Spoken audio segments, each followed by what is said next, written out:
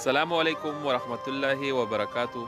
زه یم ستاسو ورور ستاسو ملګری صدیق افریدي. مینوالو اخرنۍ ورځ د کال 2021 ما ویل که چېرته په دې کال کې زما نه څه غلطي شوي وي، د چا ګستاخي شوي وي، د چا بې حرمتي شوي وي، د چا زړه له مې زور رسولی، دغه ټولو نه اول زه معافي غواړم. ما معاف کوئ، موږ ډېر کمزوري یو، کیدای شي داسې څه غلطي رانه شوي وي چې په هغې تاسو له تکلیف رسېدلی وي، زور در رسېدلی وي، او انشاءالله تاسو زموږ اصلاح کولی شئ، موږ سره رابطه کولی شئ چې یاره وروره دا کار مه کوه، دا شانتې خبرې مه کوه، په دا طرز خبرې مه کوه. ستاسو خبره به انشاءالله موږ ضرور منو او انشاءالله قبلو به یې. تاسو په موږ حق دی، موږ په تاسو حق دی.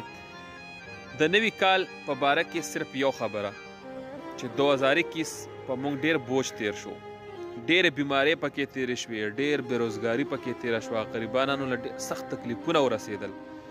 د الله نه هم دا دعا ده چې الله دې زموږ دا 2022 په خیر او عافیت سره تیر کړي او په خوشحالو دې تیر کړي او د روزګار کال دی الله په موږ دا تیر کړي، د غریبانانو دې پکې الله خاص خیال وساتلی شي.